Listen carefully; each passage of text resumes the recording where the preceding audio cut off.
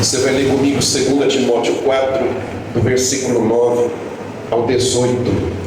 Diz assim: empenhe-se por vir até aqui o mais depressa possível, porque Demas, tendo amado o presente século, me abandonou e se foi para Tessalônica. Crescente foi para a Galácia, Tito foi para a Dalmácia. Somente Lucas está comigo. Encontre Marcos e traga-o junto com você, pois me é útil para o ministério. Quanto a Tíquico, mandei-o para Éfeso. Quando você vier, traga a capa que deixei em Troade, na casa de Carpo. Traga também os livros, especialmente os pergaminhos. Alexandre, o ferreiro, na sua Bíblia pode estar o latoeiro, me causou muitos males. O Senhor dará retribuição de acordo com o que ele fez. Tome cuidado com ele também você, porque resistiu fortemente às nossas palavras. Na minha primeira defesa ninguém foi a meu favor, todos me abandonaram. Que isto não lhe seja posto na conta. Mas o Senhor esteve ao meu lado e me revestiu de forças, para que através de mim a pregação fosse plenamente cumprida, e todos os gentios a ouvissem, e fui libertado da boca do leão. O Senhor me livrará também de toda obra maligna, e me levará salvo para o seu reino celestial. A Ele glória para todos sempre. Amém. Igreja, eu vou explicar para você o que está acontecendo com esse homem, a razão das suas palavras e o pedido que ele está fazendo aqui. Paulo, ele está dirigindo por meio de carta essas palavras a Timóteo. O personagem aqui é Paulo, apóstolo, preso em Roma. Só abrir um parênteses aqui: Paulo foi preso na cidade de Roma por 2 vezes. A primeira vez, ele foi pego em Jerusalém por uma perseguição religiosa dos judeus que não aceitaram a Cristo. E por causa dessa prisão que aconteceu, dessa perseguição que aconteceu, Paulo temeu um julgamento não muito correto. Paulo temeu por um julgamento parcial, por estar em Jerusalém, a terra dos judeus. Então Paulo, ele faz um apelo. Paulo tem dupla cidadania, ele é judeu, mas ele é também cidadão romano. E ele faz um apelo pedindo para ser julgado lá em Roma, porque sendo cidadão romano, ele teria um julgamento justo. Amém, igreja? Está dando para entender? Então Paulo, na sua primeira prisão, ele é levado para Roma para ser julgado em Roma. E ele vai ficar preso 2 anos numa prisão domiciliar. Não é uma cela, não é uma cadeia, é uma casa alugada, mas ele não pode sair dali. Ali ele recebe pessoas, ali ele escreve algumas cartas, ali ele exerce o seu ministério enclausurado dentro de uma casa. Mas depois Paulo, ele tem a sua liberdade e ele vai fazer mais algumas viagens por ali, onde ele é capturado. E a Bíblia não narra isso, mas a história conta que Nero, um imperador louco, que pôs fogo na cidade de Roma e fez Roma arder por 1 semana, esse homem dá um jeito de acusar os cristãos. E Paulo era o líder dos cristãos nessa época. Ele era o ícone do cristianismo nessa época. Então a culpa recai sobre Paulo, como se ele fosse o incentivador, o motivador daquele incêndio. E quem queimou foi o próprio Nero, um homem louco. E por causa disso, então, Paulo é recolhido e é preso mais uma vez em Roma, só que dessa vez não em casa. Dessa vez ele vai para uma prisão chamada Mamertina. E nessa prisão ele fica ali num lugar úmido, em um lugar onde as pessoas dizem, os mais entendidos, ou elas saíam de lá para a pena de morte, ou saíam de lá mortas por doença, ou saíam de lá leprosas. Essa era a condição, a situação dessa cela dessa prisão, onde Paulo está escrevendo isso aqui que a gente acabou de ler. Então, se a gente for fazer uma análise da vida de Paulo, da história de Paulo, olha como foram os últimos dias desse homem, esse grande mensageiro, desse desbravador da fé. Ele que é lá do Oriente, ele que é lá de Israel, ele está no Ocidente, ele está na Europa, hoje chamamos de Europa. Hoje ele está em Roma, e ele está ali levando a palavra de Deus. E ele vai terminar os seus dias nessa cela, nessa prisão. Mas o ambiente da prisão não é o que mais faz mal para ele.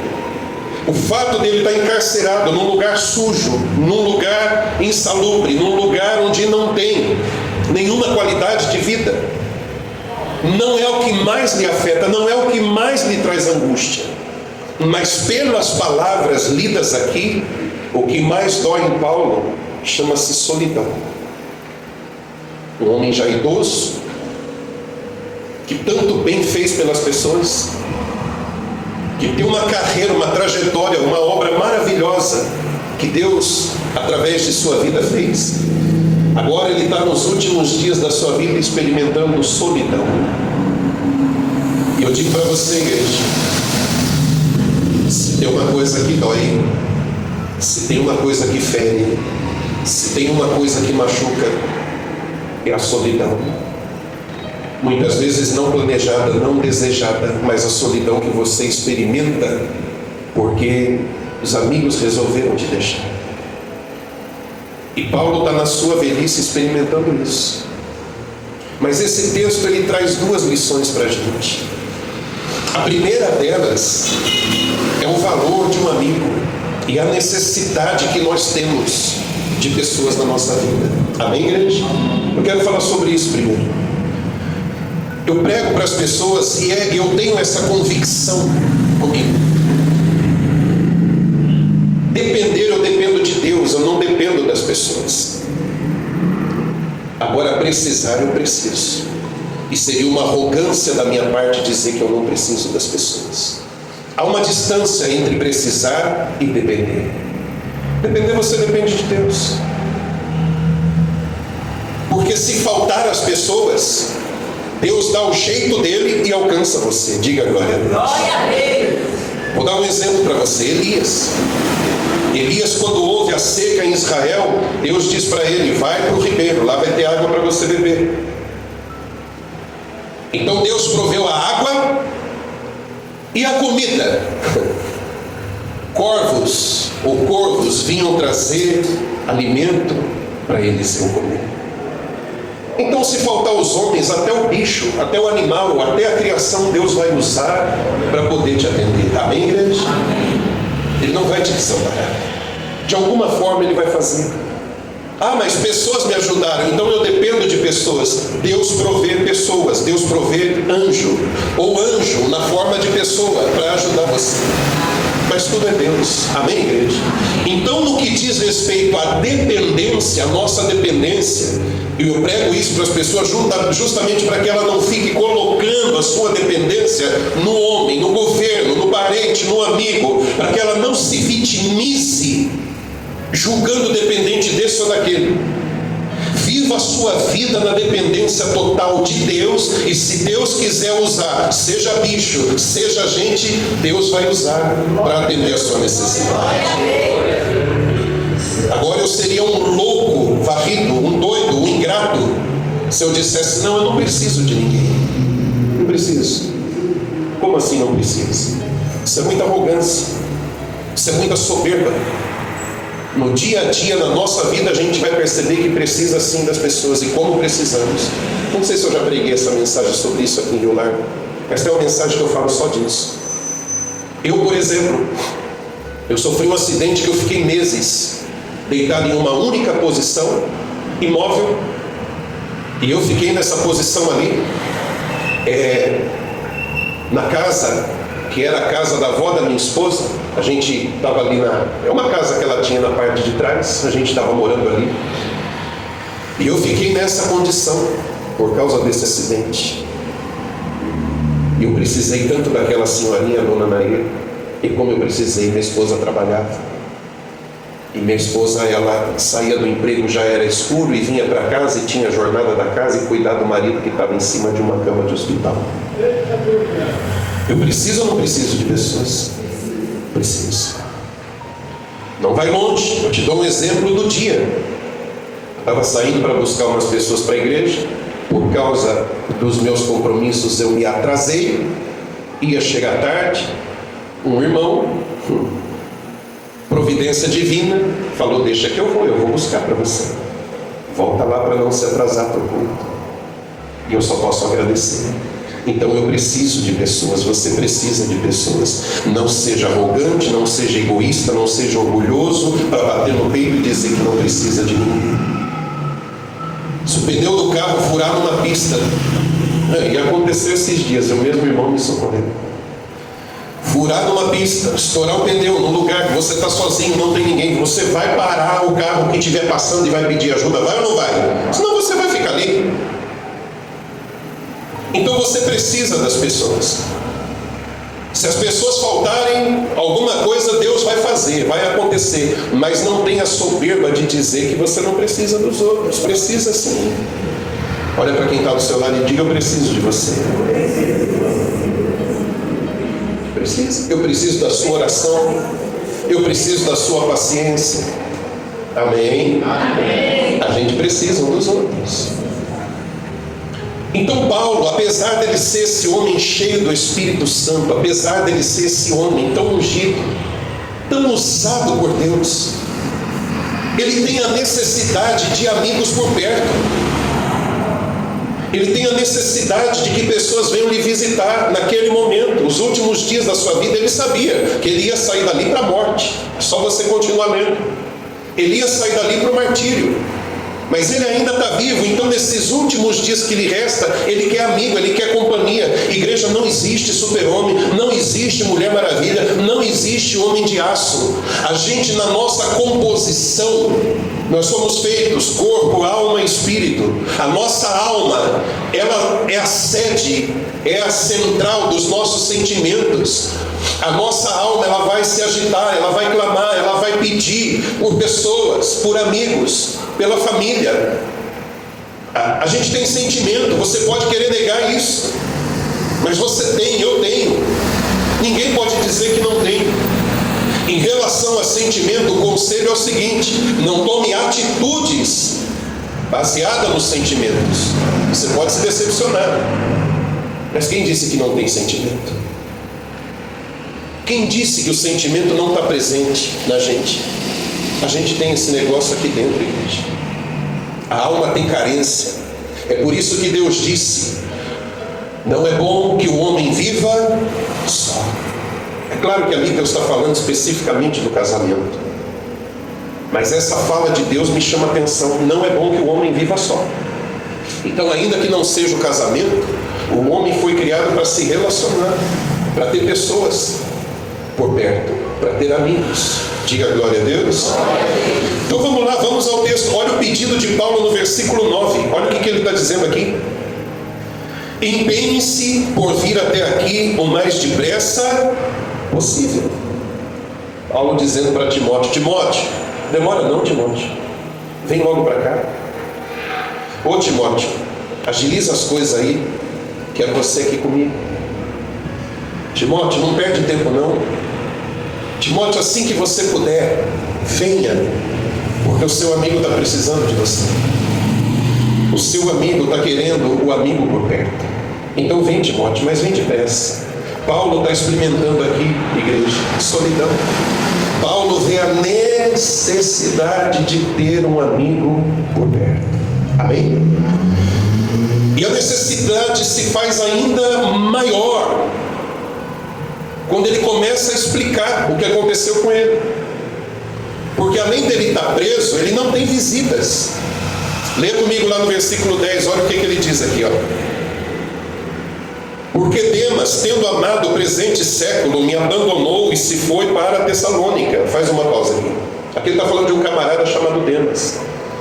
Ele está falando: Timóteo, vem depressa, porque um me abandonou, o outro teve que ir, o outro precisou ir, e agora? Demas, por exemplo, Ele resolveu voltar para trás, ele resolveu viver a velha vida. Talvez Demas, ele seguiu com Paulo por um período, porque gostou do movimento. Talvez ele viu Deus usando Paulo e o estilo de vida de Paulo e disse assim, que bacana, viaja bastante, né? Eu quero também, é legal. Que bacana, as pessoas te ouvem. Aí vem aquela vaidade de ser líder, de falar para as pessoas e as pessoas ouvirem. Que legal. Talvez tenha sido isso. Talvez aquela vida, entre aspas, aventureira do apóstolo chamou a atenção de Demas.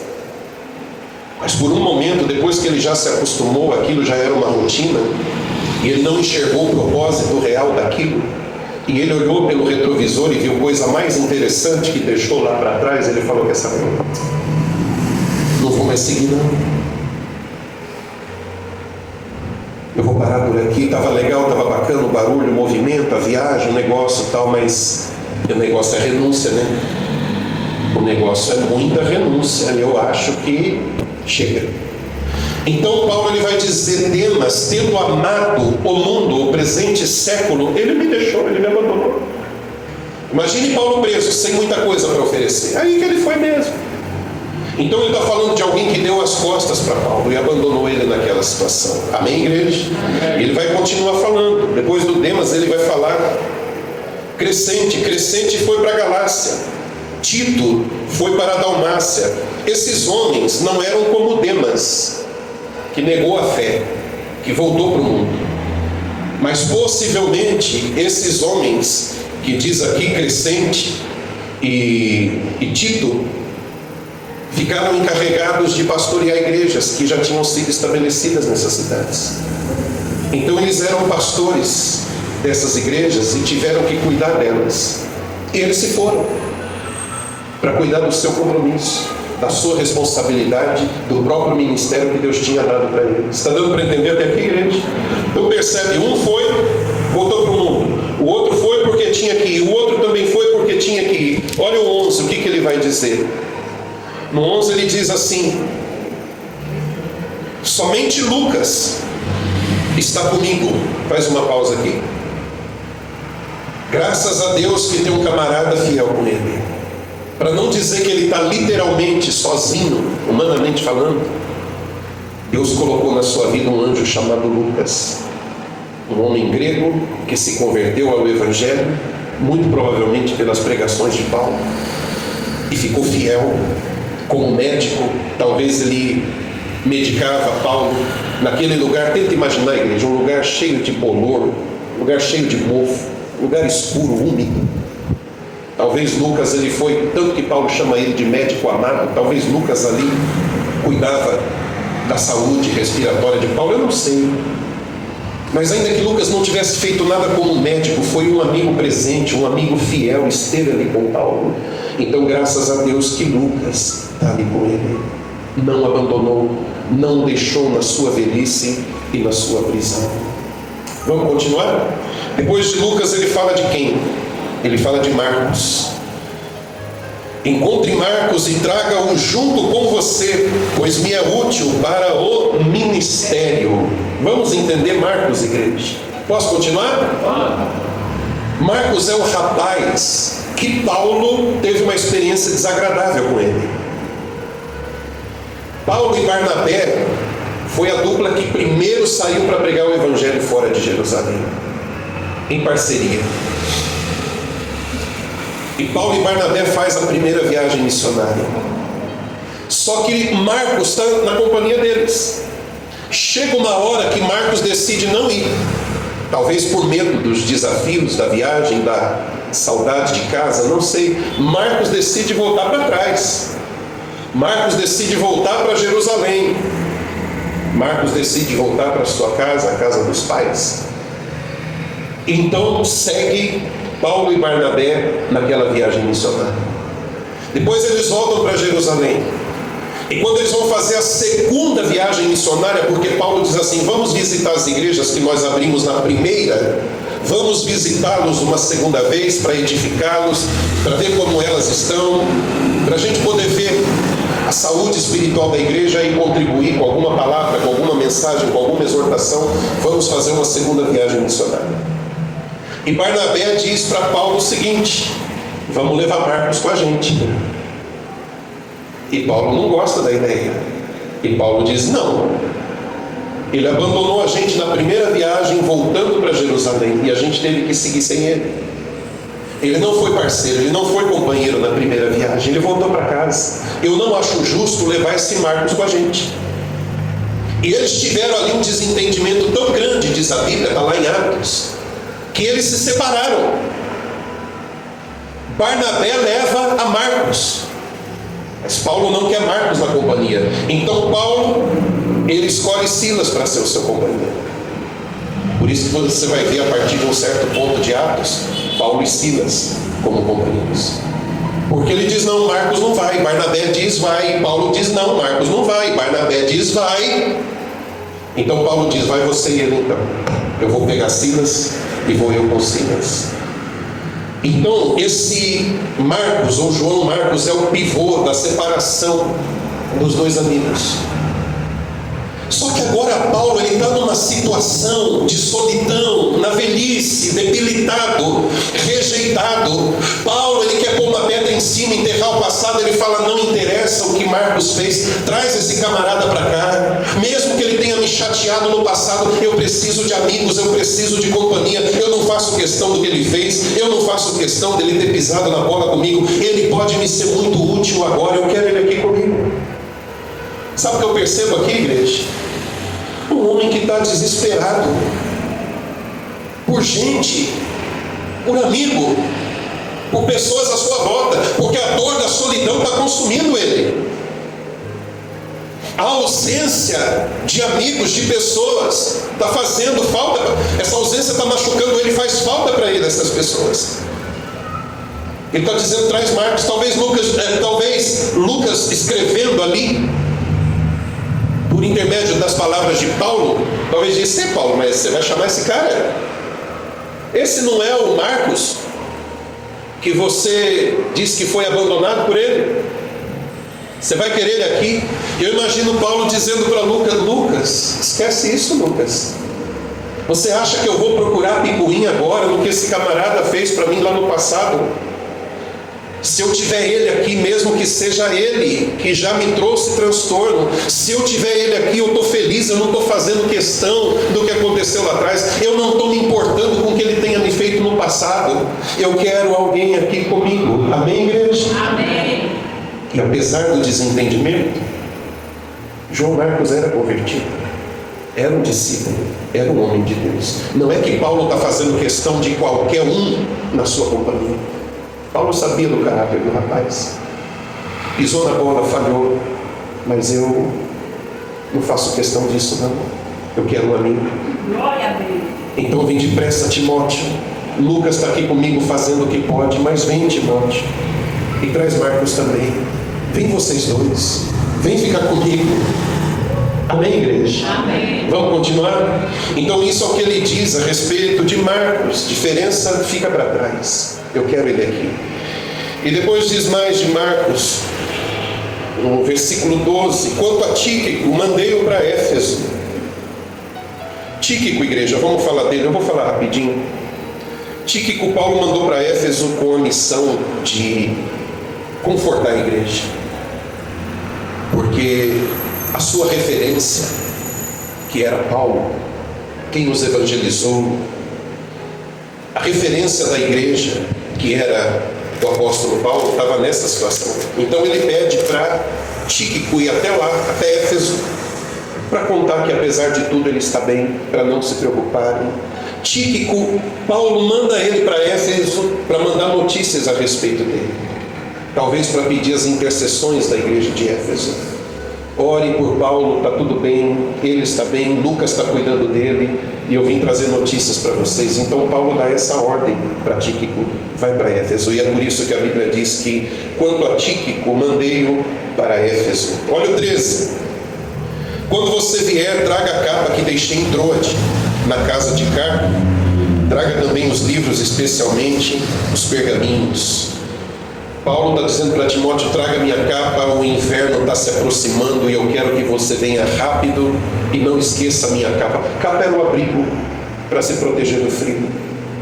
Paulo queria essa capa porque talvez ele tenha sido apanhado às pressas pelos soldados de Roma, não teve tempo de pegar seus livros, seus pergaminhos, nem a sua capa. Como um malfeitor, como um bandido, ele deve ter sido apanhado. Então ele está dizendo: vem, o inverno está chegando, traz minha capa. E vai dizer mais, vamos avançando no 14:15.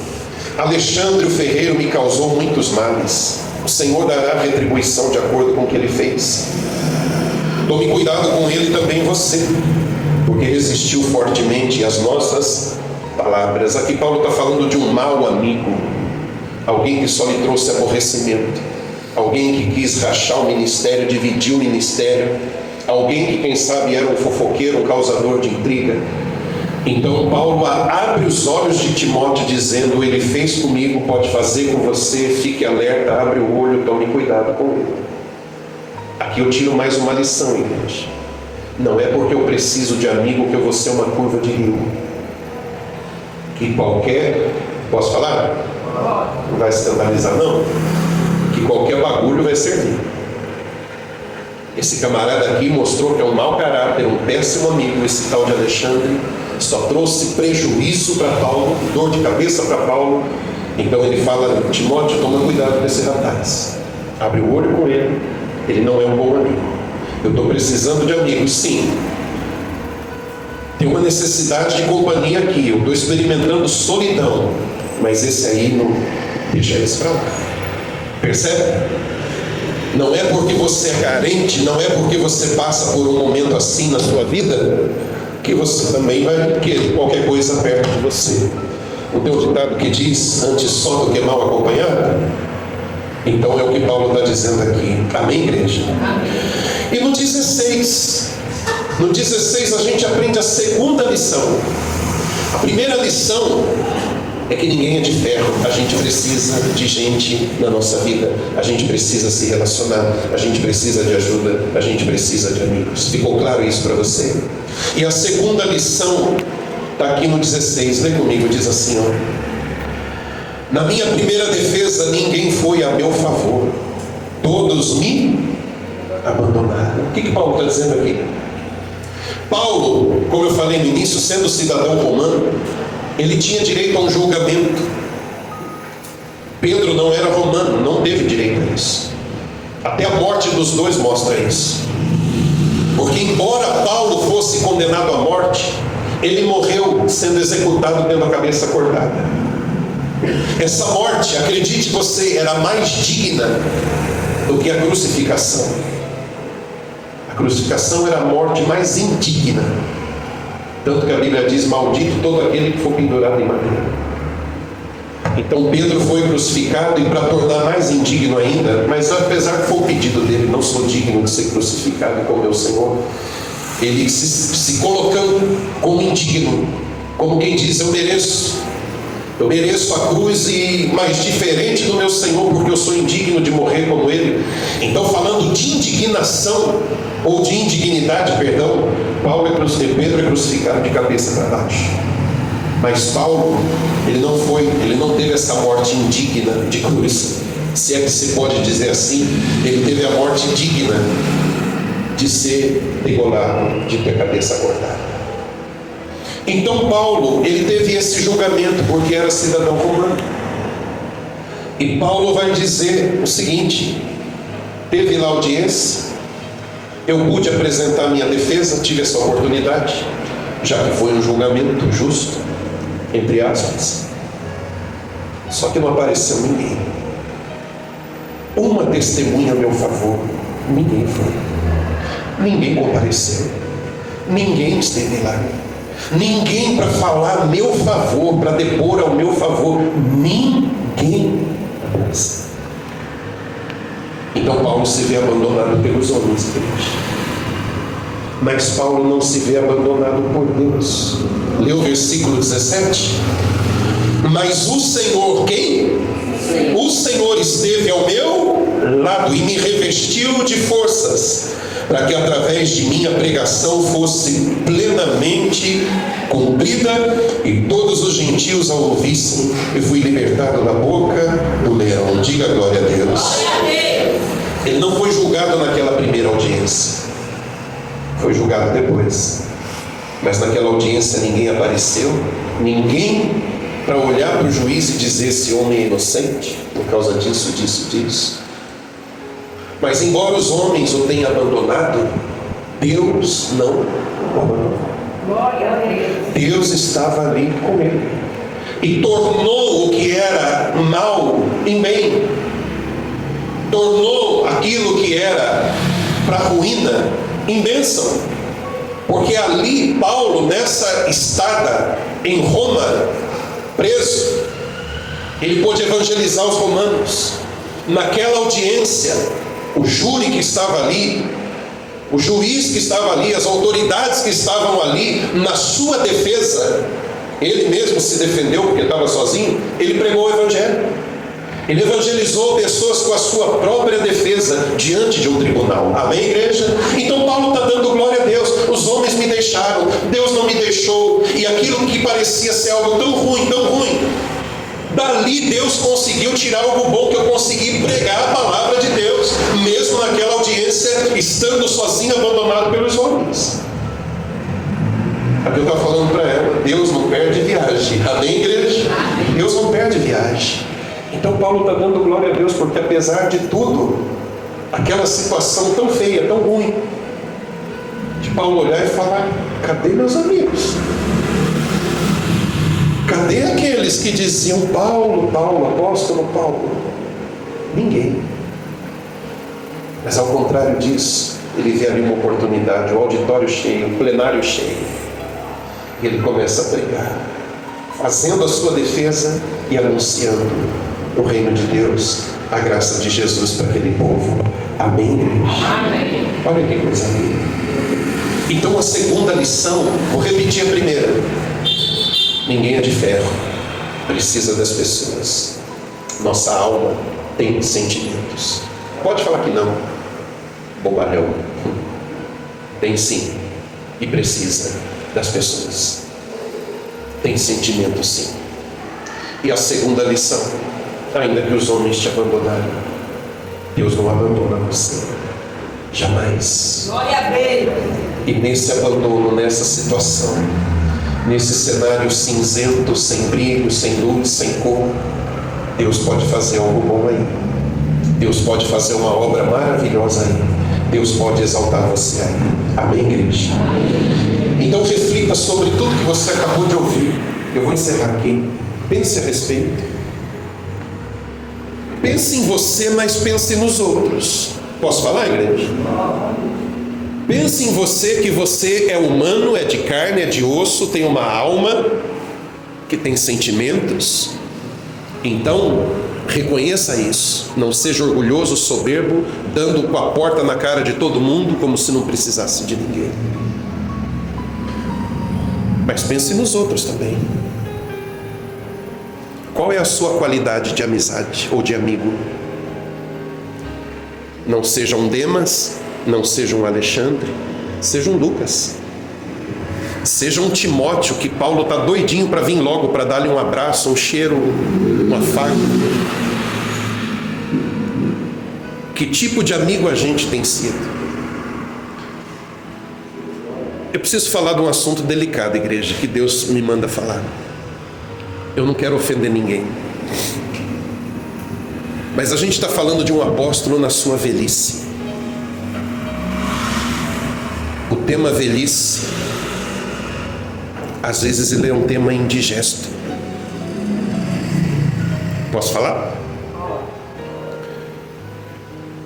Painho, mainha, no vigor da idade, tudo bonito, tudo bom, provê, traz, presenteia, dá as coisas, faz a gente rir, conta piada, faz graça, pai coruja, mãe coruja.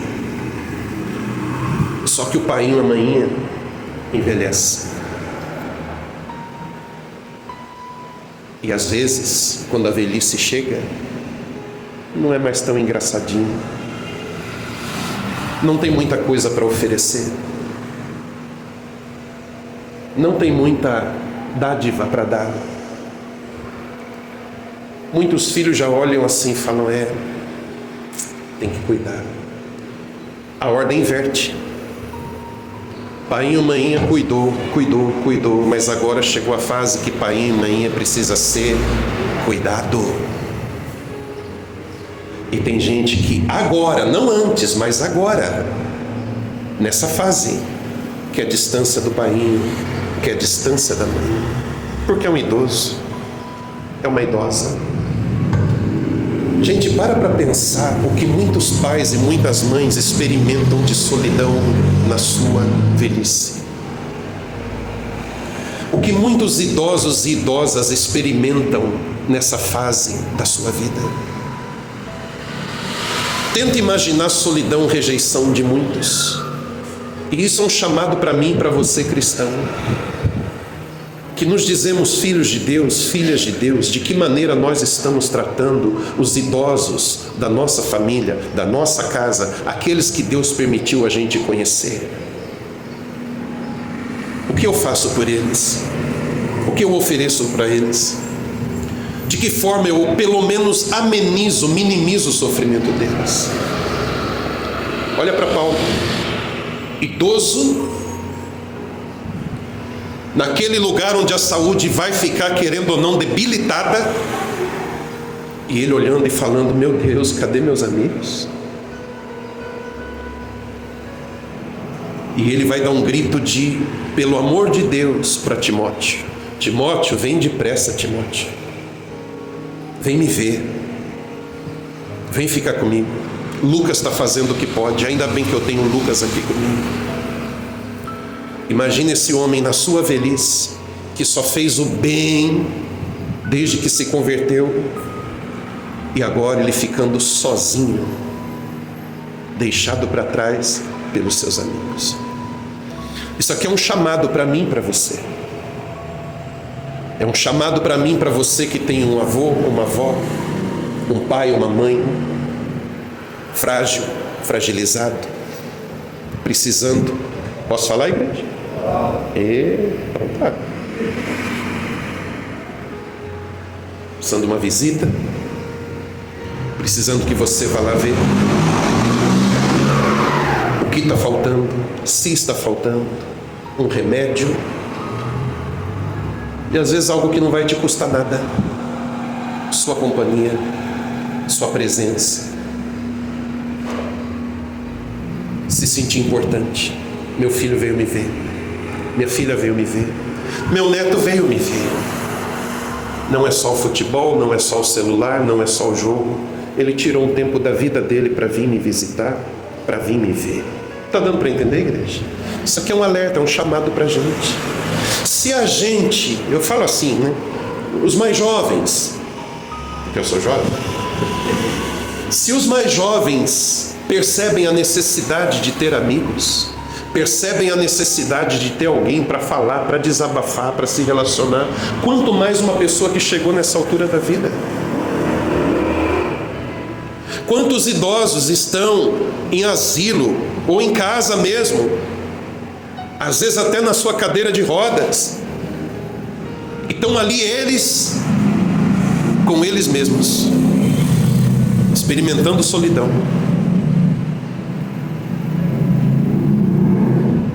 E não vem um filho de Deus para lhe dar uma companhia, um cheiro, um abraço, para estar ali com ele, para se importar com ele. Amém, igreja? Isso é um alerta para nós, isso é um alerta para mim. Isso é para a gente parar e pensar. E não só parente, amigos também. Talvez se você olhar para trás na sua vida, é algo que eu devo fazer também. A gente tem uma dívida de gratidão. Não porque alguém está cobrando não, mas é de consciência.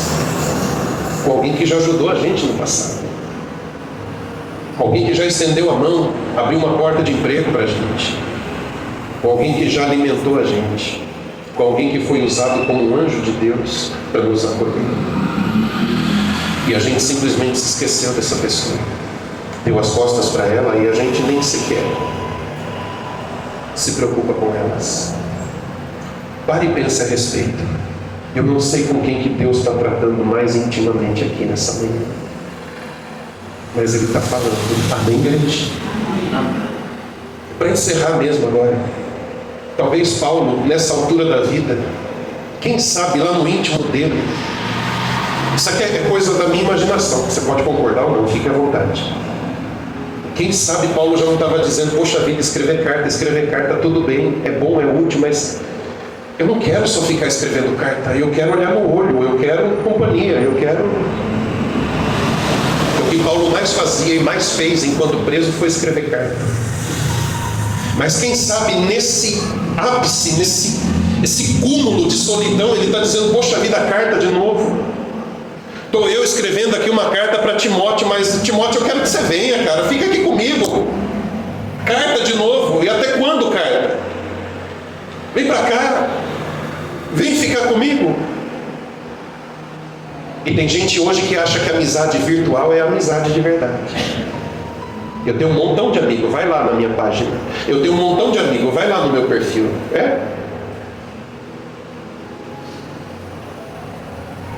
E às vezes o que está fazendo é amizade real e não virtual. Está fazendo falta, é necessário. A proximidade, o cheiro, a companhia. Sinceramente, igreja, não é a tela fria de um celular que vai substituir isso, não. Para com isso. Eu estou pregando para vocês aqui algo, igreja, que pode parecer até sem importância para muitos, mas eu tenho certeza não é.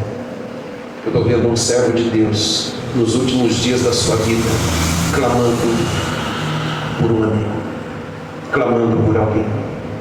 A realidade de Paulo é a realidade de muita gente. Eu oro para que não seja a sua realidade a minha realidade, mas que a gente possa hoje cultivar nossas amizades e dar valor às nossas amizades e à nossa família, para que a gente não se veja desamparado no futuro. Paulo fez tudo isso e se viu desamparado. Imagina aquele que faz questão de não ter ninguém, de não gostar de ninguém, de não ajudar ninguém. Deixa eu acrescentar mais uma coisa, igreja. Posso falar? Para de se esconder atrás da religiosidade, achando que está bonito, está abafando, está chamando a atenção. Eu sou isso, eu faço aquilo outro. Deus deve estar batendo palma para mim lá no céu, só pode. Deus está olhando coisas, na verdade, que você nem imagina. E eu e você estamos sendo reprovados. Mas o coração está dizendo: eu canto, eu prego, eu faço, eu aconteço, eu sou santo, eu sou santa, eu oro tantas horas, eu jejuo tantas horas, eu tenho uma performance, um desempenho espiritual que é de fazer inveja para os outros. Eu acho que Deus me vê lá do céu e bate palma, só pode. E a gente está tropeçando em coisa que a gente fala: não, isso aqui não tem nada a ver. Pensa que não tem nada a ver porque não tem aspecto religioso, como se Deus estivesse preocupado com aquilo que tem a cara da religião. Não é isso que Deus está buscando. Deus está buscando quem você é em essência. Amém, igreja? Amém. Na rua, na praça, em casa, no trabalho. Você pode dar um show aqui dentro, impressionar todo mundo. Eu posso fazer isso.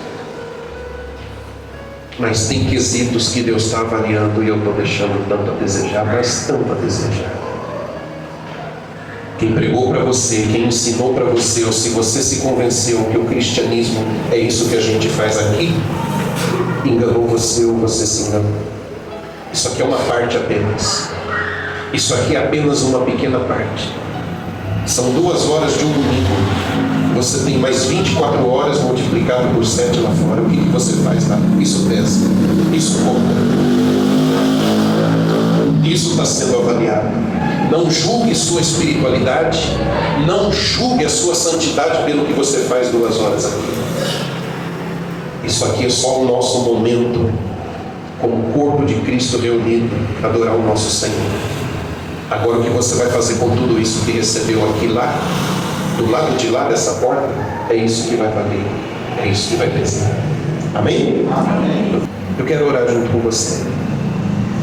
e levar você a refletir em oração. Fique de pé no seu lugar, igreja. Medite em tudo que você acabou de ouvir.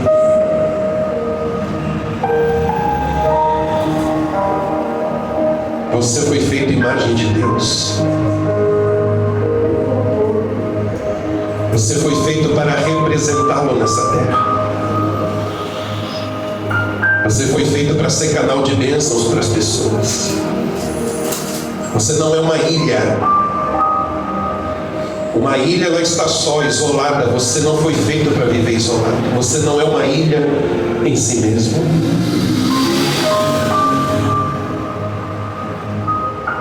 Há sentimentos em você. E há sentimentos também nas pessoas que te rodeiam. Compartilhe. Doe-se. Seja um amigo. Até o apóstolo mais usado, até o apóstolo que mais trabalhou e mais conheceu gente na vida, talvez, conheceu tantos lugares, tantas pessoas, viajado como Paulo, ele percebe que ele está só nesse momento.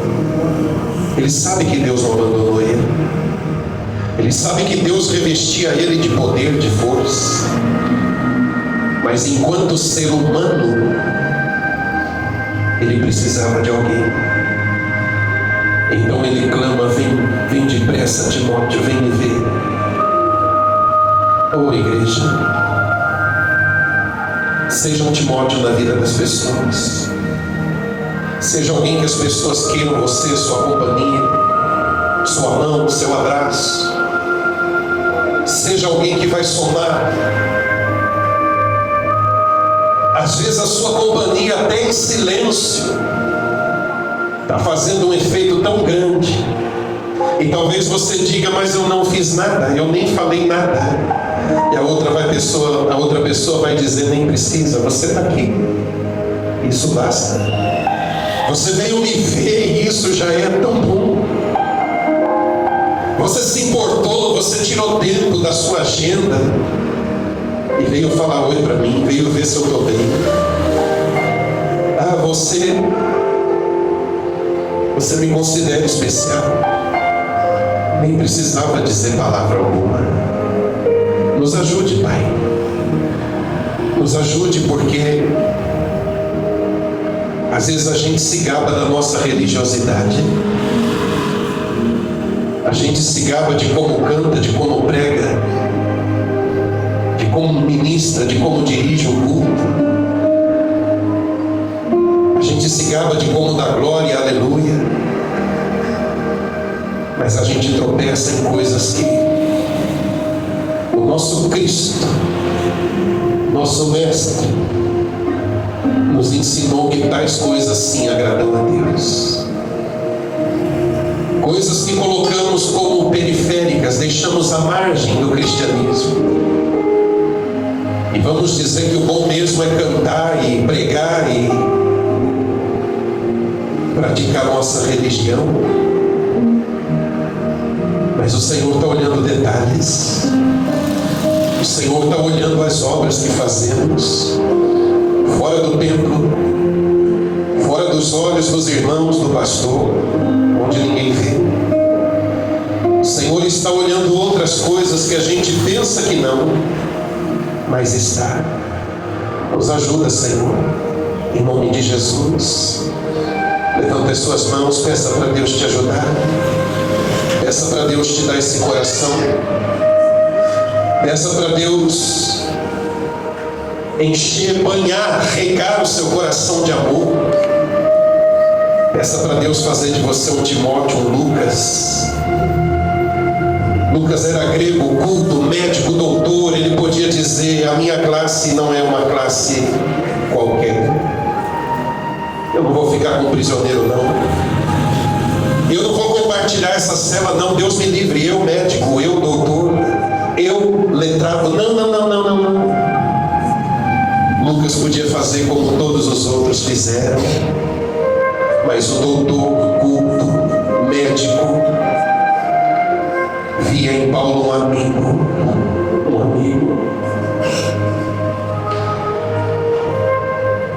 Ele não podia deixar aquele amigo naquela hora. Nos ajuda, Pai. Nos ajuda em nome de Jesus. Diga amém. Diga glória a Deus e glorifique o nome do Senhor.